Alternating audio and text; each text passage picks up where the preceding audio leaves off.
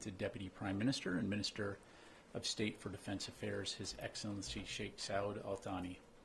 During their call, the Secretary reaffirmed the U.S.-Qatar Defense Partnership, reviewed opportunities to enhance defense cooperation, and discussed regional security developments. The Secretary emphasized the Department's commitment to regional de-escalation through deterrence and diplomacy, including through U.S. efforts to support implementation of the ceasefire between Israel and Lebanon, uphold the enduring defeat of ISIS, and degrade Houthi military capabilities, jeopardizing the free flow of commerce in the Red Sea.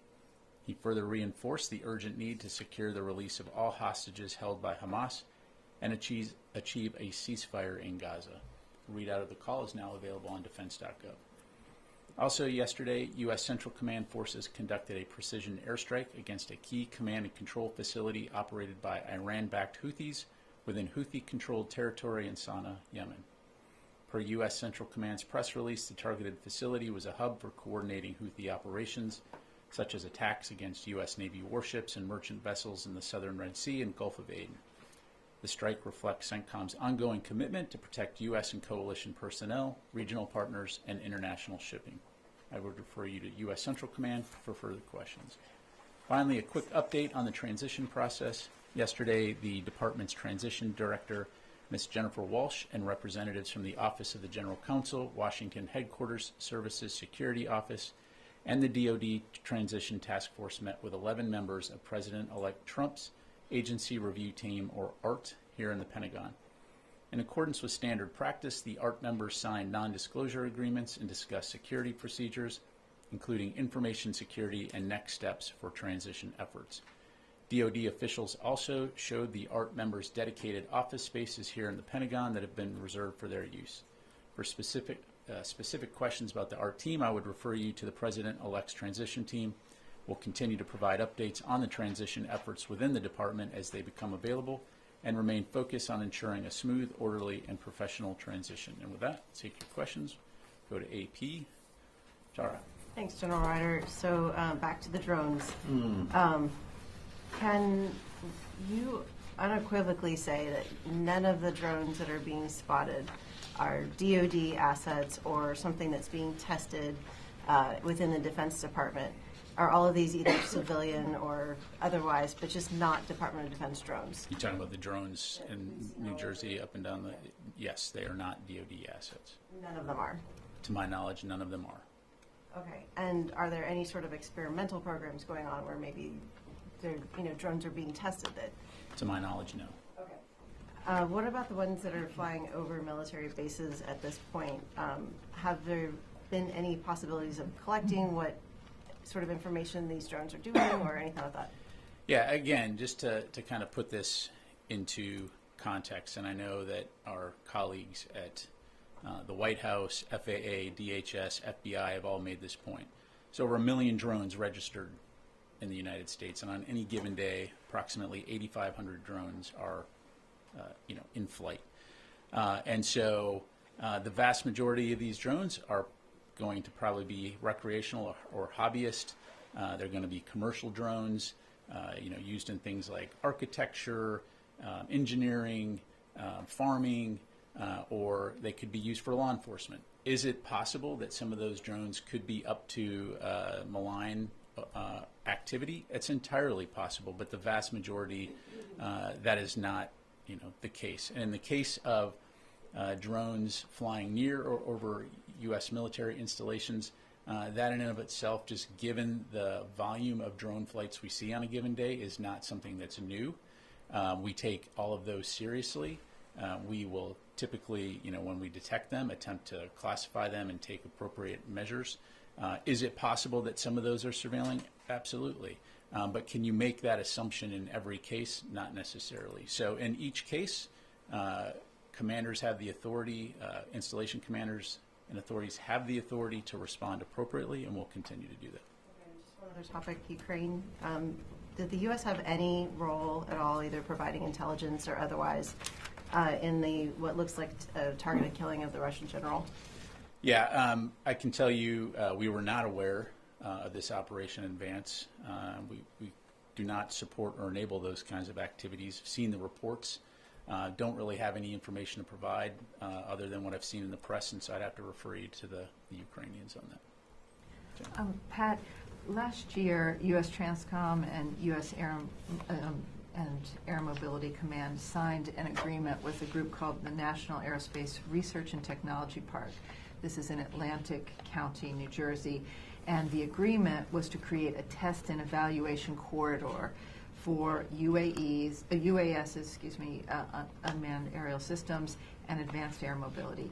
Is it possible that these drones that are being seen in New Jersey are part of that corridor that was created a year ago to test these kind of drones and unmanned systems? Yeah, and I know you're not going to be surprised by this, but I've had some of your other colleagues reference that press release. I did check with the Joint Staff to see if that was possible, and again received confirmation: no military operations, no military drone or experiment operations in this corridor.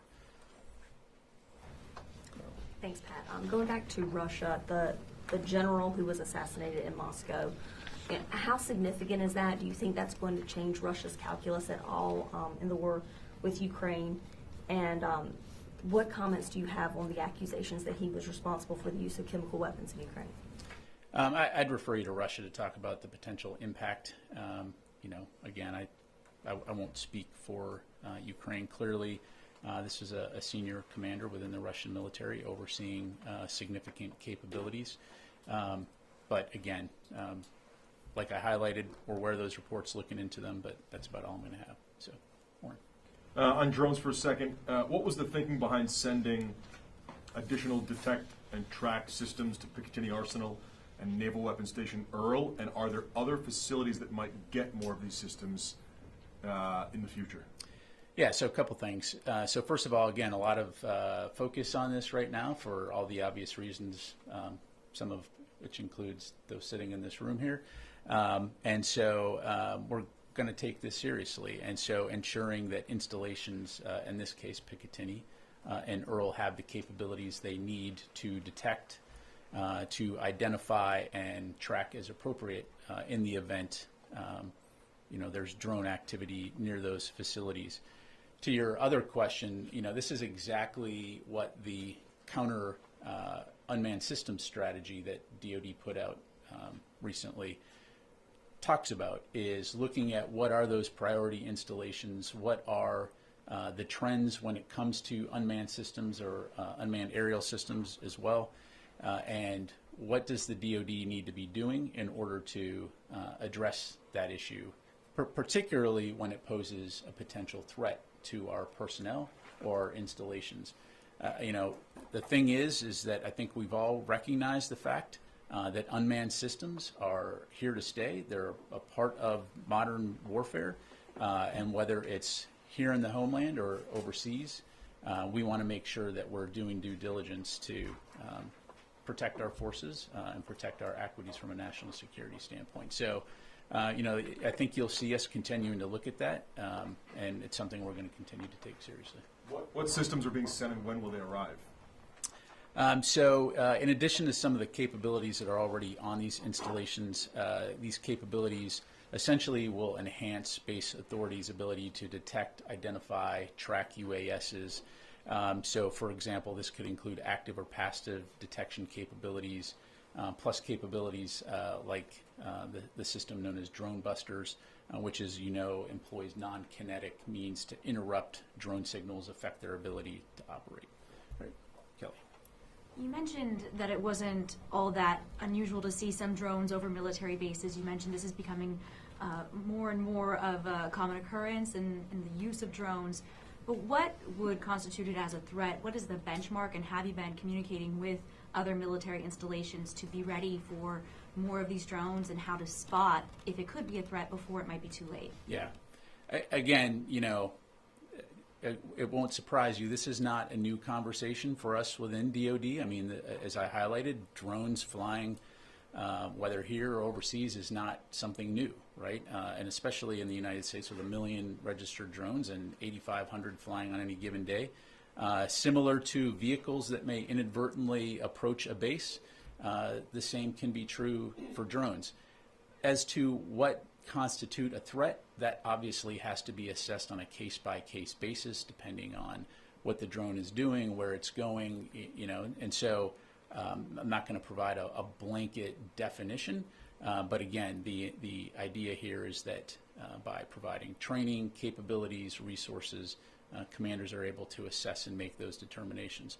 The other thing that I think it's very important to remember is that when we're here in the homeland, the authorities that the U.S. military has to detect and track these kinds of things is much different than it would be if we were in a combat zone. In other words, the intelligence, surveillance, and reconnaissance capabilities that we can employ outside the United States are much different for very good reasons. We don't collect intelligence on American citizens. And so that, of course, appropriately requires to work very closely with local, state, and federal authorities, law enforcement authorities, when necessary to address these threats. And you mentioned the White House and the administration did share a bit of their assessment of what these drones are, but we know lawmakers are being briefed on Capitol Hill, and members of the public, this isn't really, sitting well with them. They aren't really kind of taking this explanation for those that really saw these drones with their own eyes. So what would you say to them?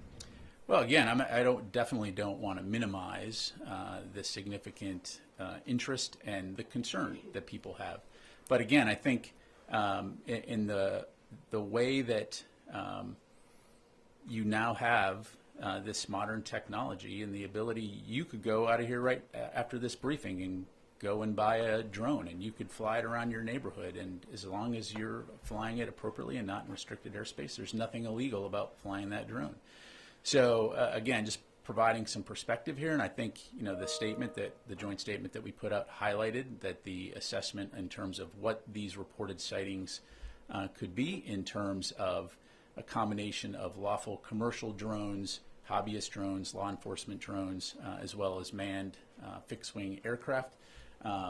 Again, don't want to minimize it, but I think it's important to understand too just the volume of drone activity that will likely only increase into the future, and the fact that it is legal to fly drones, and if they go into restricted airspace, of course, we'll take appropriate action.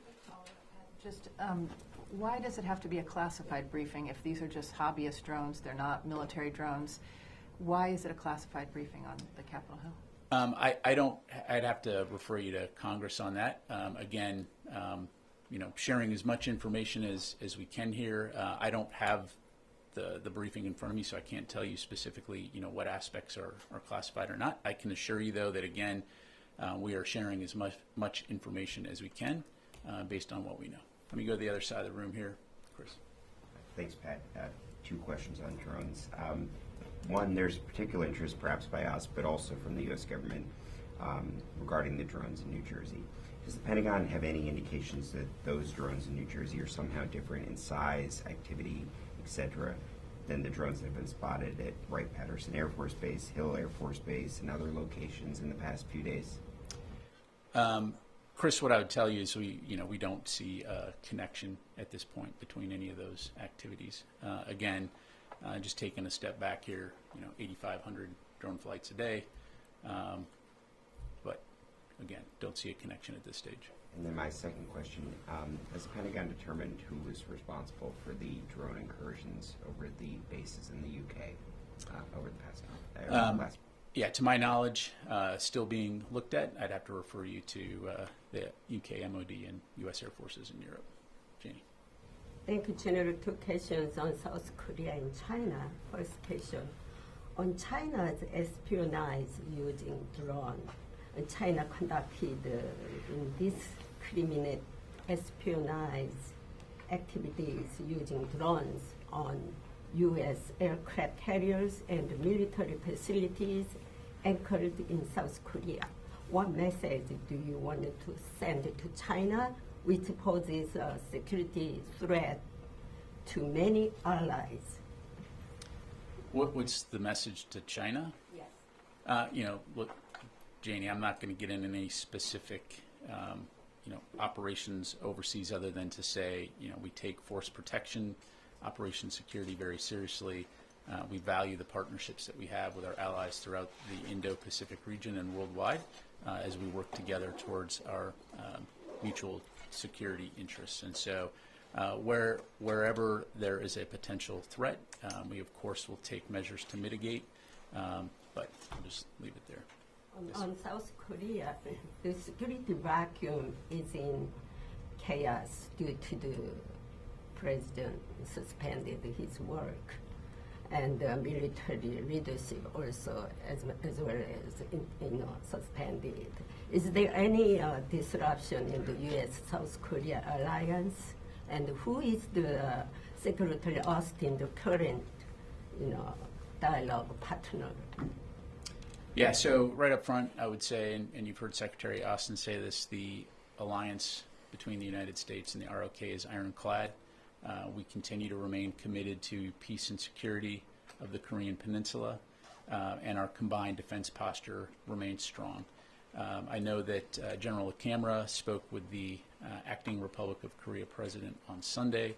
He emphasized the strength of the alliance and reaffirmed commitment to pre-planned training and exercises. He also spoke with the acting Minister of Defense on Thursday on the same topic. So don't have anything to read out right now in terms of potential phone calls with Secretary Austin and the acting Defense Minister in the future, but certainly we'll keep you updated. Let me go to Eunice.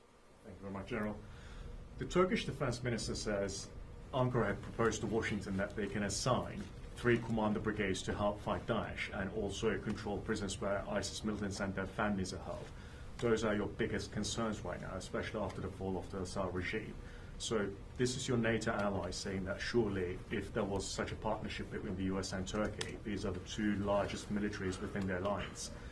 Why not just team up? Is it just lack of trust? You just don't believe them, or you like to specifically work with the SDF? Yeah, thanks for the question.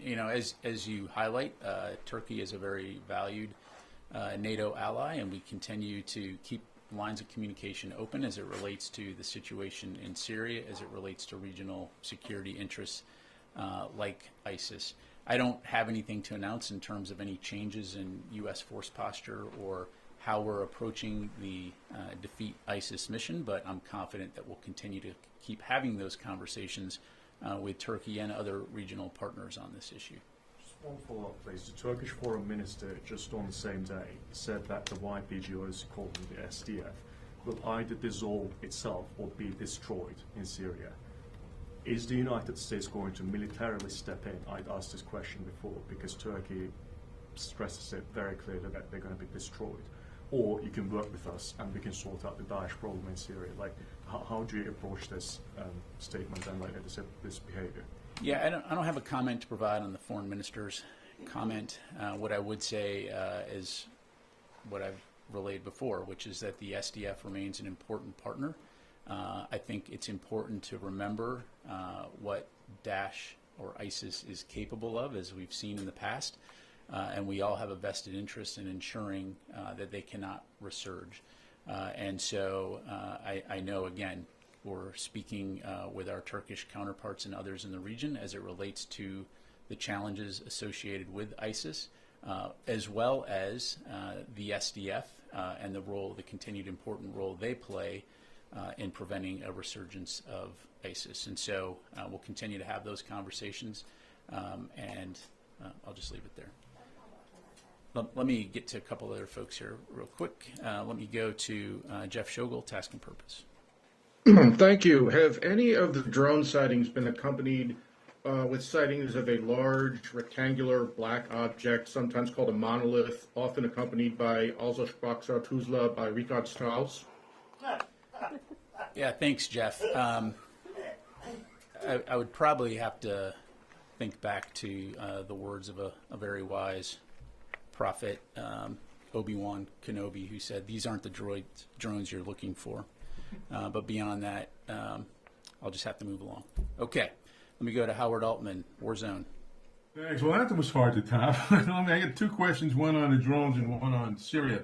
I know you told Chris that these are not seeing, you're not seeing any connections, but in terms of visual or sensor data that is of the drones that have been seen over the U.S. bases, both CONUS and no CONUS, what similarities are you seeing in visual and sensor data? My question on Syria is Muslim Abdi the head of SDF, is proposing a proposal to establish a demilitarized zone in Kobani with the redistribution of security forces under American supervision and presence. Is the U.S. familiar with this, and does the U.S. have any ability to have additional forces or additional presence in that region? Thanks. Yeah, thanks, Howard. On your first question, I'm not going to have any information to provide in terms of sensor data, other than, again, as I highlighted earlier, we are employing a variety of both passive and active sensors in order to detect as it pertains to DoD installations. And of course, we're not the only ones in this business when it comes to U.S. civil airspace. I'd certainly refer you to DHS and FAA on that front. As far as Kobani goes, and the ceasefire discussions between groups that are there and the SDF and others, that's something that we're obviously monitoring closely. As I highlighted to your colleague, I think we all have a vested interest in ensuring that groups in the region capitalize on the situation here to enable the people of Syria to be able to have a better life than they did under the Assad regime. But as it relates to the U.S. force presence in Syria, it is focused on the Defeat ISIS mission. And so that continues to be our focus. And I'll just leave it there. Let me come back into the room. Noah. Pentagon didn't specify where the strikes took place yesterday within Syria, where American equipment was used. Do you have anything more on that? What I can tell you, Noah, is you're talking about the counter ISIS, defeat ISIS strikes. Yes, those were in the Badia Desert. What I'm tracking is it was 4 separate locations, and CENTCOM assesses that 12 ISIS members were killed. Thank you. John. Thank you, General. Note to Syria again. We know that you are actively involved in negotiation between the Free Syrian Army and the SDF, especially in the area of Manbij. But other than that, in the south, in cities like Raqqa and Deir ez-Zor, there are a lot of protests against the SDF, and especially the Arab population in this area. They claim that the SDF was collaborating with the Assad regime, and they see them as complicit, and after the fall of the regime, they want them out of their neighborhood. What do you say about these kind of requests from the local Syrians in those areas, and do you think that will create a possible threat for U.S. forces? Well, as I'm sure you can appreciate, I'm not going to delve into domestic Syrian politics, other than to say, again, we recognize the situation right now in Syria is fragile, particularly as it relates to the post-Assad regime. U.S. forces have been working closely with the SDF for years now on the Defeat ISIS mission, and that continues to be our focus. I won't speak for the SDF or what the local population may or may not be saying, other than, again, I think we all have a vested interest in ensuring that ISIS is not allowed to regroup and resurge and return to the kinds of activities that we saw previously. Got time for just a couple more. I have another question. The leadership of the Assad regime, most of them who are criminals involved in slaughtering their own people, and very possibly in the future there will be courts against these names.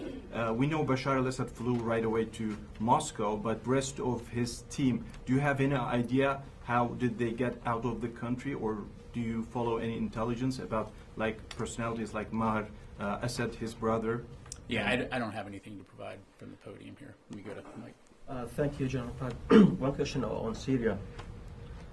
Since last week, the Turkish-backed Syrian National Army and militants are amassing around the controlled areas of SDF. Are you engaging with Turkey on this, and do you think a Turkish incursion into northeast of Syria is imminent? Again, I won't speak for Turkey in terms of what they may or may not do. And then, I'm sorry, the first part of your question, negotiating with who? Yeah, the Turkish-backed forces in around Kobani, amazing around Kobani to invade Kobani. Are you engaging with Turkey on this? Again, I think I kind of already addressed this. Broadly speaking, the U.S. is communicating with Turkey about the situation in Syria writ large and keeping lines of communication as it relates to the post-Assad regime, trying to ensure that the people of Syria are able to experience security and stability.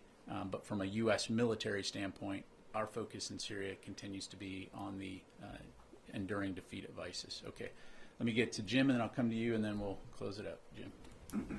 Joe, just to Syria again, given all the unrest, are the and the counter-ISIS mission there, are the U.S. forces able to pursue that mission, and is the force protection measures, given the unrest, adequate for what's happening now?